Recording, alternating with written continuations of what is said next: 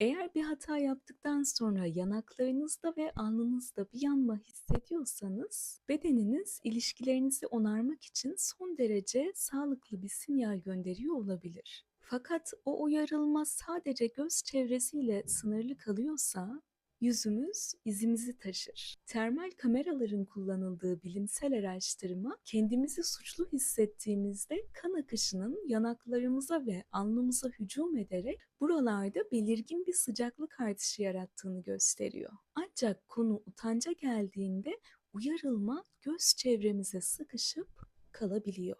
Bizi dünyaya kapatıyor, gözlerimizi yere indiriyor ve omuzlarımızı çökertiyor. Böylelikle kelimenin tam anlamıyla görünmez oluyoruz. Utanç duyuyoruz ama hakkıyla utanamıyoruz da. Utancı taşıyoruz. Mesela haklı olduğunuzu düşündüğünüz zamanlarda bile sürekli olarak özür dilemek, yıllar önce yaptığınız bir hatayı gece başınızı yastığınıza koyduğunuzda sanki ilk günkü gibi aynı acıyla hatırlamak ve işin aslı belki de hala o hata dediğiniz şeye ardı sırada yaklaşmak. Yani utanç kendi eylemini, yani utanabilmeyi dahi engelliyor. O zaman utanmak insanı, insanlığı yaşatır, fakat utanç yavaş yavaş öldürebilir diyerek ve bu bilimsel veriyi sizlerle paylaşarak ruhlarımızdaki o görünmez prangayı, utanç ve utanmak arasındaki farkı konuşalım. Utan bir fiildir. Utanç bir isim. Tıpkı sevin ve sevinç gibi. Burada etkiyi hissetmenizi istiyorum. Sevinç kalıcılığı andırır ama sevin daha hareketlidir. Değişebilir, dönüşebilir, bitebilir. Bu eylemin ruhunda vardır. İşte bu yüzden utancı uzun süre taşımak durumunda kaldığınızda size yük olur ama sorumluluk olmaz. Utanmaksa sizde bir taşıyıcı, bir kapasite olarak işlev görür. Belki de eğer isim formunda kullanmamız gerekiyorsa utancı bir spektrum olarak ele almamız faydalı olabilir.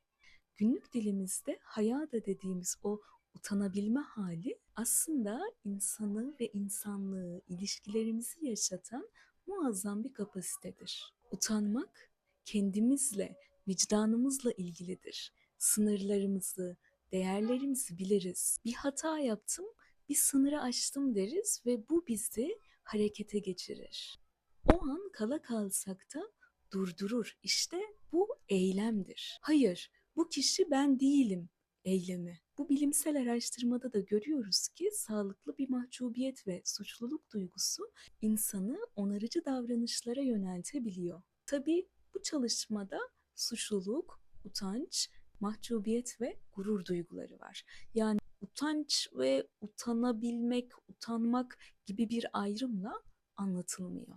Eğer utanabilmişsek ya kendimizden ya da bir başkasından özür dileriz. Durumu telafi etmek için çabalarız. İtiraf ederiz ve karşımızdakiyle bağ kurarız. Özrümüzün sorumluluğunu alırız. Yani utançta olduğu gibi sırtımızda sürekli bizi yerlere çeken bir yük taşımayız. Ve böylece utanabilme kapasitesi sadece kendimizle değil, toplumla da olan bağlarımızı sağlamlaştırır. Bizi dikkatli, rikkatli, duyarlı ve en önemlisi insan kılarak yaşatır. Ama utançla yaşamak o bambaşka bir taraftadır. Bu noktada sizden şu an benim yaptığım gibi her ikisini de zihninizden çıkarıp adeta karşınızdaki koltuklara oturan oyuncaklar gibi düşünmenizi istiyorum. Utanç nasıl görünür? Utanmak nasıl? Renkleri nasıldır? Şekilleri nasıl? Ve en önemlisi belki ses tonları nasıl? Size bakışları nasıl ve siz onlara nasıl bakıyorsunuz? Size ne söylemek isterler ya da siz onlara ne söylemek istersiniz? Bu minik egzersizi kendi kendinize sessiz, sakin bir ortamda yapabilirsiniz. Kendi kendinize yapabileceğiniz bir farkındalık egzersizi.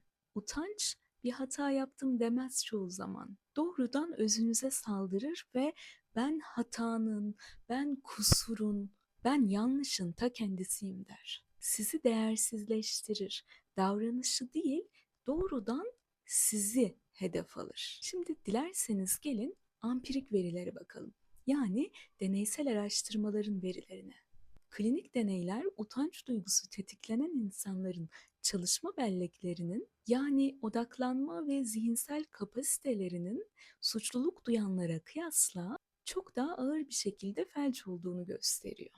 Utanç anında zihniniz adeta donuyor ve düşünemez hale geliyorsunuz. Ve bu durum sadece psikolojik bir acıdan ibaret değil. Kardiyovasküler tıp laboratuvarlarında yapılan çalışmalar, deneysel olarak tetiklenen utanç hissinin damarlarımızın iç çeperini koruyan endotelyal işlevi geçici olarak bozduğunu gösteriyor. Yani içinizde biriktirdiğiniz isimleşmiş o kronik utanç damarlarınızı yıpratıyor, kalbinizi yoruyor ve kelimenin tam anlamıyla fiziksel sağlığınızı içeriden kemiriyor. Pratiğimde gözlemlediğim çok sarsıcı bir döngü var. Kişi utanç duyduğu, kendisinden nefret etmesine sebep olan davranışı tekrar tekrar sergileyebiliyor. Utanç duymasa tırnak içinde hasta da olmayacak belki. Bunun yanında utanıyor olsa davranışı dönüştürebilecek. Fakat utançla yaşaması yani utanabilmenin felci kişinin nefret ediyorum dediği bir davranışı sürdürmesine dönüşüyor. Neden biliyor musunuz? Çünkü utanç sürdürüldüğünde kişiyi kendinden uzaklaştırıyor.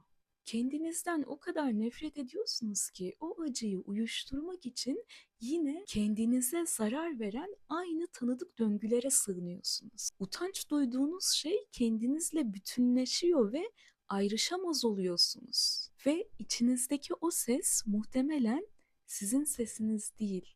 Belki çocukken size kendinizi yanlış hissettiren, davranışınızı değil, kendinizi yanlış hissettiren ve hiçbir zaman neden böyle yaptığınızı ya da düşündüğünüzü sormayan bir büyüğün, bir ebeveynin, bir öğretmenin, bir toplumun sesi. O ses bir virüs gibi. Siz o virüsü kendinizle bütün sanıp içselleştirmiş olabilirsiniz. Fakat bu döngüyü kırmanın ilk adımı o sesin size ait olmadığını hissetmektir önce. Yanıldım, yanlış yaptım demekle ben yanlışım demek arasındaki o devasa uçurumu görmek, fark etmek, kendinize şefkatle ve tarafsız bir gözle bakabilmeyi de mümkün kılabilir. Hata yapabiliriz. Yanlışlarımız, kusurlarımız olur. Önemli olan o hatalarla bütünleşmek ve bu hatalardan dolayı kendimizi yok etmek değil. O sağlıklı mahcubiyetle hata yaptığımı kabullenerek, sorumluluk alarak var olmaktır. Kendinize iyi bakın.